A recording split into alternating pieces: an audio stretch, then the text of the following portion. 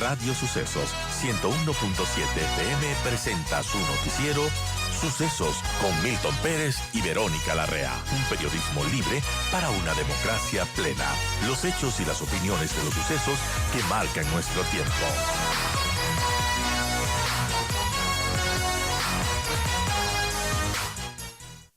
Damos la más cordial bienvenida a través de la vía virtual a nuestro siguiente invitado. Se trata del coronel Mario Pazmiño, analista internacional en los temas de seguridad y defensa.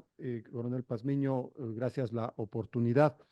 Un feriado sangriento, un feriado complejo, y no solamente quedó en el feriado, hasta el día lunes se registraban pues las acciones de los clanes violentos y de la mafia. Esto ha generado un amplio debate en el país. Hay cierto escepticismo en la ciudadanía sobre los planes del gobierno, el denominado Plan Fénix, sobre todas las estrategias que estuvieron en vigencia desde el 8 de enero a propósito de los execrables sucesos de aquellos días. A la hora de la evaluación, el repunte de la violencia era una especie de riesgo calculado. Coronel, buenos días. Muy buenos días, un cordial saludo para todos los televidentes y radioescuchas de este precioso medio de comunicación. Gracias por la gentil invitación. Con relación a su pregunta, primero hagamos un análisis muy rápido. Creo que la decisión del presidente de la República de enfrentar al crimen organizado es la correcta. Fue la correcta y seguirá siendo la correcta porque había un clima de tensión, un clima de violencia e inseguridad creciente permanentemente con actos de terrorismo urbano. Y esto tenía que ser controlado. Por eso es que se emite este decreto 111 con el cual se declara un conflicto armado interno. La primera etapa, la primera fase, pues fue de un control rápido. Se atacó los tres grandes centros de gravedad, las cárceles, el sistema de la economía ilegal y también el tema judicial. Los tres elementos, yo diría, fueron abordados eficientemente, con ciertos resquebrajamientos pequeños, pero fueron abordados eficientemente. La fuerza pública pudo ejercer un control en territorio e ingresar a ciertos santuarios que no lo había hecho antes. ¿Pero qué pasó?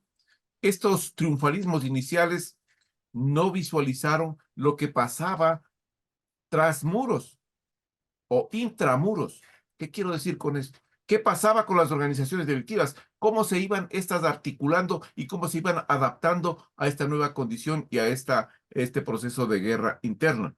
Pues ellos entraron en una etapa de clandestinidad o mimetización, creando células pequeñas para poder mimetizarse rápidamente y desde ahí, desde la clandestinidad, observar las estrategias gubernamentales y las estrategias de la fuerza pública, ver sus debilidades, ver también sus aciertos y poder rápidamente cambiar la estrategia y actuar posteriormente a esto, una vez que las aguas se tranquilicen un poco. Esas aguas que se tranquilizaron un poco, más o menos son 20 días atrás, en la cual la misma sociedad ya tenía una percepción diferente del problema. Decía, pues bueno, esto ha bajado y esto va a terminarse ya en poco tiempo, vamos a destruir el crimen organizado, vamos a hacer todo.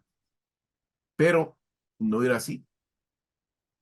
Y no estuvimos observando las retaliaciones que venían, ni tampoco lo que yo llamaba los coletazos. 2 días atrás estuve en una entrevista en Colombia justo con la pregunta esta, y el analista decía lo siguiente: las repercusiones del crimen organizado que van a aplicarse en Ecuador van a ser sumamente graves, porque a ninguna organización delictiva le interesa, o más bien dicho, acepta perder más o menos unos 3.000 millones de dólares. Pues. A nadie le interesa esa cosa. Y habían sido desplazados de sus territorios controlados, los santuarios donde ejercían una gobernanza criminal. Por lo tanto, retornar a esos tenía que hacerlo con una fuerza para que la ciudadanía, las instituciones de seguridad y el mismo Estado comprendan que el crimen organizado no es que vino de paso por Ecuador, vino a quedarse. Y por eso han pasado 3 décadas en un proceso de penetración permanente de las estructuras gubernamentales, de las estructuras judiciales, de las estructuras de control, del sistema financiero y del sistema de la sociedad ecuatoriana. Eso lo demuestran los diferentes casos que se están abordando al momento. Caso Metástasis, caso Purga y otro caso que acaba de salir hace unos minutos atrás. El caso de La Entonces, Plaga, justamente, la plaga, está en este momento, se está dando a conocer con la detención de una serie de policías, jueces, exfuncionarios públicos, abogados en libre ejercicio. Ya vamos a dar a conocer en detalle esta información que es del día de hoy. Pero, coronel, entonces, pecado del gobierno, pecado del Estado haber perdido de vista las características funcionales de las mafias, es decir, un enemigo zigzagueante que no da la cara o que más bien muestra sus mil caras, una suerte de hidra, le corta una cabeza y crecen dos más. es correcto. Pero ¿dónde estaba la falla? La falla está en que no teníamos una anticipación estratégica. ¿Quién genera la anticipación estratégica? El CIES. El CIES es el que tiene que proporcionarle todos estos elementos. Por eso es que el presidente de la República últimamente, y yo creo que toma la decisión no acertada de pues convocar y crear un comité de crisis pequeño, un comité de crisis petit, para que le siga asesorando sobre las acciones de seguridad que están planteando, pero no observa que tiene una estructura mucho más grande de asesoramiento, que es el COSEPE, y que le puede proporcionar toda esta información, pues, con mayores detalles. Y los mismos integrantes del COSEPE están formando este comité Petit para asesorar al presidente de la República. Hay una duplicidad de funciones ahí y yo creo que eso está mal. ¿Qué es lo que tiene que hacer el presidente de la República? Lo que tiene que hacer el presidente de la República es convocar en forma permanente al COSEPE. De esa manera tiene un flujo de información y un flujo de análisis, pues, al minuto para cualquier situación de seguridad. El COSEPE es una entidad con diferentes representantes del sector público, del Estado como tal. Puede ser un instrumento de orden decisorio porque no sé hasta qué punto pueda ser de carácter informativo. Vea usted, está ahí el presidente del Consejo de la Judicatura, el presidente de la Corte Nacional. Ellos no tienen la información que tiene Defensa, que tiene la policía, que tienen otro tipo de entidades de inteligencia. Sí, correcto. Pero también dentro de ese mismo COSEPE están otros organismos. Está el comandante general de la policía, está el comandante general del ejército, el jefe del comando conjunto, está el director de inteligencia, está el ministro de defensa, el ministro del interior. Y con relación a los dos elementos que usted me acaba de mencionar, el presidente de la Asamblea Nacional y el presidente de la parte de Judicatura, Corte Nacional. Judicatura, pues ellos aportan también con ciertos elementos, no directamente sobre informaciones técnicas de inteligencia, sino elementos, por ejemplo, elementos jurídicos, cómo se puede apoyar esas decisiones y esas resoluciones que va a tomar el presidente de la República. Creo que desde las diferentes ópticas, este COSEPE fue creado desde mucho tiempo atrás para darle ese soporte que necesita el gobierno en momentos de crisis. Ahora, las dudas crecen en función de la estrategia nacional creada por el gobierno, que lo llama Plan Fénix, que hay algunas personas que dudan de su existencia. La ministra de Gobierno, la señora Palencia, el otro día blandía un volumen enorme, grueso, que se supone es el Plan Fénix, que se supone está en conocimiento de las principales autoridades militares y de la policía. Pero ella sobre todo decía algo muy importante, no porque haya existido un fin de semana particularmente violento, se cuestiona la estrategia nacional de ataque a la delincuencia y al crimen organizado. ¿Cómo ve usted eso?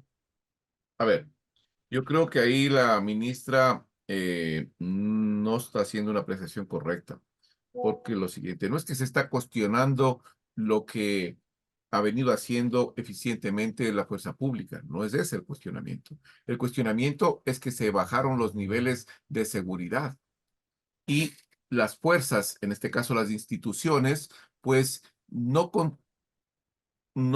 mantuvieron el ímpetu, si cabe el término de decirlo así, de los patrullajes, de las acciones que estaban haciendo inicialmente. Eso bajó un poco los niveles de operatividad de las instituciones y las organizaciones delictivas aprovecharon esta disminución de la presencia en territorio de la fuerza pública para comenzar a desarrollar las acciones. Fíjese usted, claro que la señora ministra nos va a decir, pero hay una reducción de los niveles de homicidios en el país. Sí, pero hay un incremento de las vacunas, hay un incremento de las extorsiones, hay un incremento del sicariato, hay un incremento también de los secuestros, hay un incremento de las acciones delictivas de minería ilegal, del tráfico de armas. En definitiva, estamos afectando una parte, pero estamos irradiando hacia las otras actividades delictivas que continuaron ejecutándose. Es por eso que el presidente de la República crea una unidad específicamente para combatir las extorsiones o las famosas vacunas. Es lo correcto. Pero lo que nos está diciendo es que por una semana o un feriado, pues la ciudadanía cambia la percepción. Ahí es una equivocación tremenda, porque la percepción es básicamente el nivel de cómo, cómo observa la ciudadanía lo que está pasando. Pero no es percepción 137 personas fallecidas. Eso no es percepción, eso es una realidad. Y eso es lo que le está reclamando el pueblo al Estado, con justa razón, porque si se supone que estamos entregando recursos para fortalecer la fuerza pública, pues se necesita también resultados. Y eso es lo que el pueblo le está pidiendo al gobierno. Frente a todos los ítems que usted ha señalado, coronel Pazmiño, el problema quizá caiga en lo cuantitativo, ¿no? Porque tenemos un número de Fuerzas Armadas, 45.000 efectivos, algo menor la cantidad de policías en el país. ¿Cómo repartirlos para todos estas amenazas que han sido establecidas en la coyuntura? A ver, tenemos más o menos aproximadamente 67.000 policías, 45.000 militares, que nos da un total de aproximadamente unos 100.000 efectivos de la fuerza pública. ¿A qué nos enfrentamos? Nos enfrentamos a 22 grupos de narcoterrorismo que tienen un pie de fuerza de aproximadamente unos 20.000 hombres, de los cuales ya hemos ido sacando de circulación algunos de ellos. Sin embargo, de este análisis inicial, yo creo que las Fuerzas Armadas y la Policía Nacional tienen la capacidad para poder controlar. ¿En dónde está el problema verdaderamente? No está en el número, está en la estrategia que se emplea. ¿Y qué quiero decir con esto? Si es que seguimos haciendo patrullajes esporádicos y no generamos una presencia disuasiva permanente, entonces estamos completamente equivocados. ¿Dónde está el éxito? Presencia disuasiva permanente en territorio implica que vamos a estar las 24 horas del día patrullando en territorio y eso le obliga al crimen organizado a replegarse o ir a buscar otros espacios donde pueda ser factible esta situación. Pero aquí también es necesario y recojo las palabras de la ministra del Interior que hacía un llamamiento para que colaboren directamente los municipios, que también son responsables de esta situación, que colaboren directamente. Las empresas de seguridad tienen necesariamente que colaborar. Tiene que haber una comunión de esfuerzos de la sociedad ecuatoriana en beneficio de este conflicto armado interno. El problema radica en que se ataca al Plan Fénix. No sabemos si existe o no existe. Lo que yo sí puedo decir es que no existe un plan de seguridad nacional integral. Eso no existe, porque un plan de seguridad nacional integral implica varias etapas, varias fases, varios objetivos. Y en un plan de seguridad para combatir o hacer frente en un conflicto armado interno, implica todos los otros actores del poder nacional, no solo las Fuerzas Armadas y la policía, el Ministerio de Economía, el Ministerio de Salud, el Ministerio de Educación, el Ministerio de Relaciones Exteriores. Cada uno tiene que necesariamente articular un plan para fortalecer este Plan Nacional de Seguridad Integral. Eso sí nos hace falta. El estado de excepción, una de las principales herramientas del gobierno planteadas desde el 8 de enero de 2024, termina en pocos días más. La ministra de Gobierno ha señalado que ya, ya veremos pues las otras herramientas que van a incorporar. Diferentes observadores han dicho, no, pues hay que seguir con el estado de excepción, lo que pasa es que hay que cambiar la motivación, ¿no? Que es lo que le observa finalmente la Corte Constitucional. Y lo otro el estado de conflicto armado interno es algo que la propia Corte Constitucional ha reconocido como que puede seguir adelante, los militares no necesitan estado de excepción para seguir en las calles. Pero entonces, si estas dos herramientas seguirían de alguna manera, ¿cuál es la reorientación que debe darse a partir de los próximos días a los esquemas de seguridad? Primero, yo creo que lo que están afirmando con relación a que las Fuerzas Armadas ya no necesita un estado de excepción para intervenir en una respuesta en el conflicto armado interno es verdad. Y yo había manifestado desde mucho tiempo atrás que no hay que hacerse problema con el tema del estado de excepción y la finalización del mismo, porque el momento que el presidente de la República, en el decreto 111, declara un conflicto armado interno, le está diciendo a las Fuerzas Armadas que le dan la potestad para que pueda actuar directamente sobre el territorio nacional para evitar el tema de la conflictividad que existía en el país. Por lo tanto, esta situación sí es factible realizarlo. No se necesita un estado de excepción. Ahora, ¿qué es lo que tiene que hacer el presidente? Primero, por un lado, vemos que de pronto existe una falta de personal, pues haga una convocatoria a las reservas militares para implementar la cantidad de fuerza y de esa manera cubrir muchos más espacios, cubrir la ¿En frontera, cuánto cubrir se calcula el nivel de reservistas actualmente? más o menos yo estimo que estarán por unos 60,000 personas. Los niveles, porque son Importante varios. número.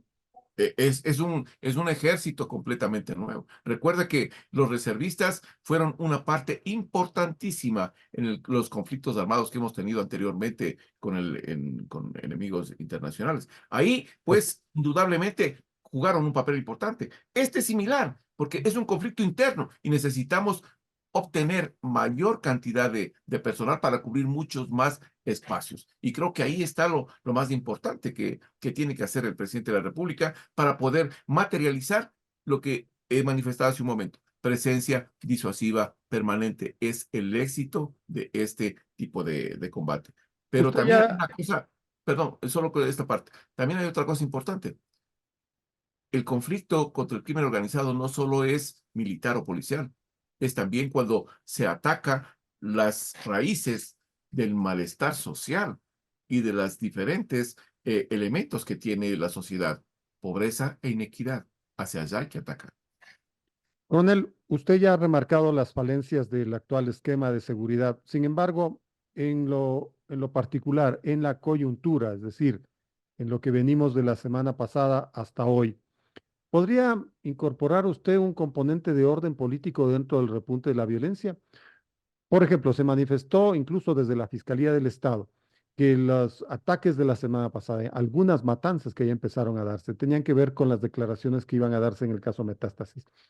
Y al parecer, dicen algunos observadores, eh, estos grupos mafiosos quieren a toda costa plantear ciertos miedos de la ciudadanía hacia la consulta popular, porque claro, en la consulta se establecen una serie de preguntas que van contra los intereses de las mafias.